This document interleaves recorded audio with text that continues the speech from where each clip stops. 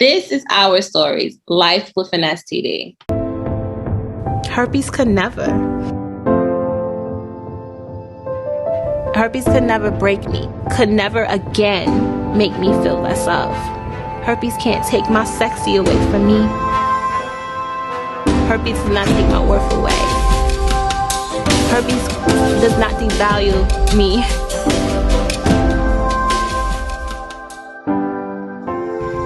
Herpes can never. Hi, my name is Shayna Singleton, aka the Herpes Goddess, and yes, having me is a big flex. I am the founder of Herpes Can Never, growing the largest herpes awareness platform of over 319K because I inspire people to love themselves more. The mission at Herpes Can Never is to be at war with the stigma until the herpes community feels comfortable being open about their status and proud of their sexuality.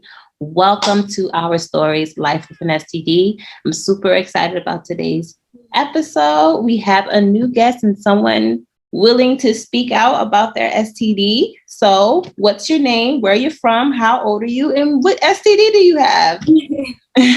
So my name is Kayla. I'm from Harford County, Maryland. Okay. I am 27 years old and I have HSV2, genital herpes. Now, are you sure you have genital herpes? I'm positive. You're positive. Okay. I asked that because the co-founder of Herpes Can Never, when I met her, she said I have HSV2 genital herpes. And then she told me she was asymptomatic. So I'm like, just because you have HSV2 doesn't mean that you have genital herpes. So you have to say I'm HSV2 asymptomatic because you don't know where your outbreaks are going to appear. So that's why I asked that question. Anyway, how old were you when you found out? When did you find out? So I was 23 when I found out. It was July 6th, 2016. 4th of July, I was going out with my friends and stuff, and I started to feel I was in a lot of pain. My groins were swollen. I was in pain. Anytime I went to the bathroom, it burned. I remember being scared, like this is something I've never felt before and there's no way that something is right. So I couldn't get a doctor's appointment a couple days because it was a holiday. And then when I finally went up there, I remember going to the doctors and telling her all my symptoms and stuff. And before she even looked, she was like, it sounds like you have herpes. And I'm just like, of all the things that it could possibly be. And I remember saying, just let it be an STD, just something I could take a pill real quick and it go away. But when she said it was herpes, I felt like it was the end of the world. And then she finally, spread my legs and looked down there and she was like, you look like you're in so much pain that I'm not even gonna touch you. She did a culture swab. And then the results came back later that I was HSV2 positive. So did you get a phone call or you had to wait? I had to wait. Okay. And how was that? What was your reaction? What did you feel? How did you feel the stigma in that moment? I was in shock. I felt disgusting. I remember asking her, like, does that mean that the person that I've been with is with other people, even though I knew that. I remember the doctor telling me, I'm surprised you're not crying right now. And then I just started bawling my eyes out. I was depressed. I was really sad for a long time. I felt like I couldn't tell anybody. And I didn't tell anybody for a long time. I told my cousin. She was the only person that knew for years. I can't believe the doctor told you, I can't believe you're not crying right now. She was extremely insensitive. And she even, when I finally got the test results and the summary for for my appointment, she wrote in my summary, patient immediately started crying. And that just made it even worse. Like, they got to do better. They got to do better. Okay. So how do you get from... Okay, so you're 23 years old. You found out you had herpes. You're crying. You feel like life is over at this moment. That's usually a common feeling when we find out we have herpes. Oh my God, my life is ruined. My sex life is ruined, basically. Will somebody want me? Will somebody receive me?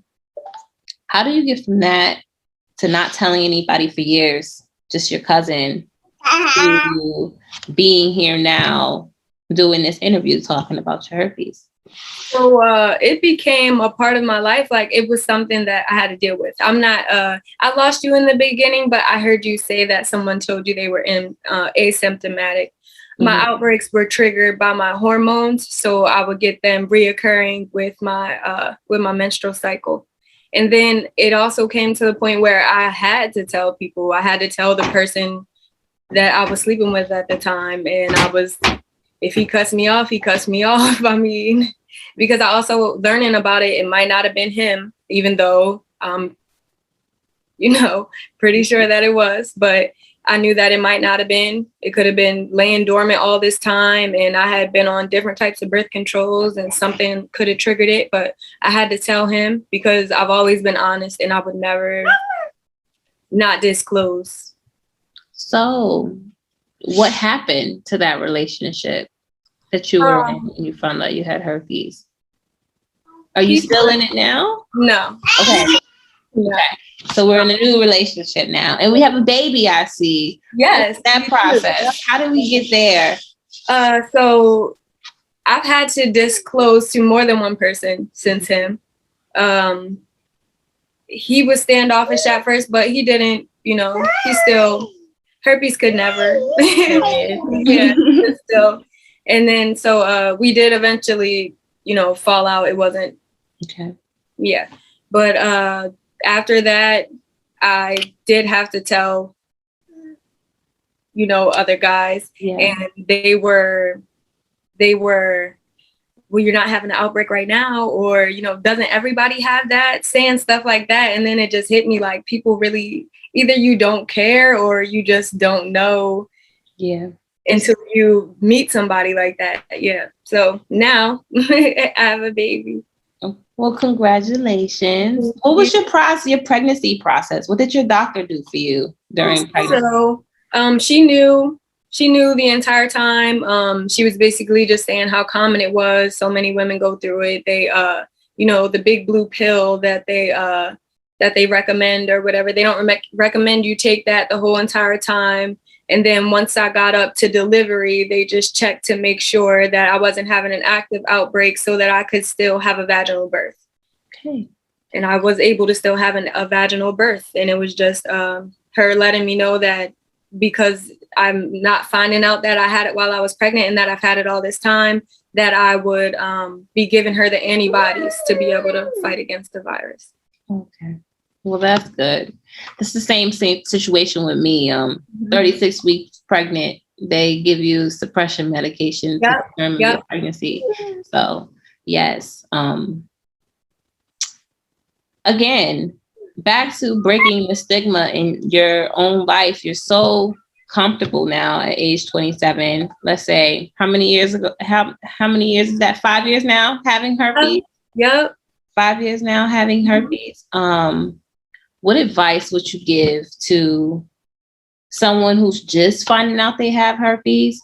And then what advice would you give to someone who has had herpes for 5 years and still fearing, seeking validation or fearing the stigma, the backlash of the stigma? So I would say first and foremost that you're not alone, and that one of the reasons that I was so quiet for so long is because I felt like I was the only one in the world with herpes. Because just like if you're on your period or something like that, do people know? You are subconscious the entire time. But when I finally started to open up to the people close to me and stuff, I got a lot of Me Too's, and people went and got tested. I could have been helping somebody.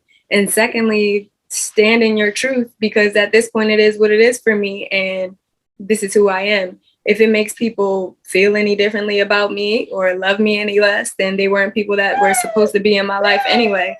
But putting it out there is way better than living in the dark and feeling like my life is a lie because I'm any less than because I have herpes. Well, that's right. I noticed when I started talking about herpes, the less and less the stigma started disappearing from my life. I feel like it's completely gone now. I somewhat deal with the stigma when I have like a client calling me and they had herpes for 2 seconds, and they're going through their I have herpes for 2 seconds moment.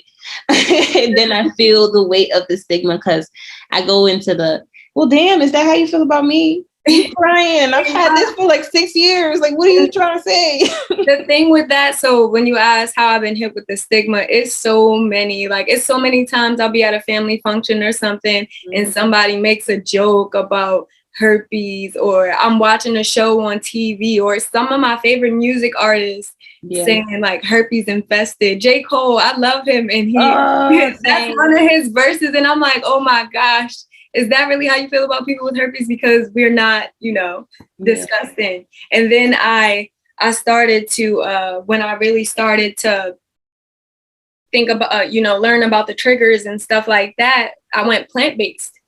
And my baby is plant-based, and that's a stigma. Breastfeeding is a stigma. Like everything, like being a Black woman is a stigma. Everything is a stigma. So you really can't, any way you go, somebody is going to have something to say about you or whatever you choose to do. So if you can't beat them, you might as well talk about it and make it a thing. It's refreshing talking to you. It's refreshing seeing where you're at and having this conversation. There's so many times I'm having conversations with people who are not there, and my little group community of people that I can have these open conversations with is very small. So I thank you for that. I thank you for showing up. Big ups to you for breaking the stigma in your own life. Thank you for doing this episode with us today, because your story can change a life, possibly save a life, just like mine have. Your story has the ability to make someone else feel seen. And if anyone's watching this and want to get in contact, I'm going to make sure I put this beautiful queen's information in the description box below. My name is Shayna Singleton, aka the Herpes Goddess, and herpes could never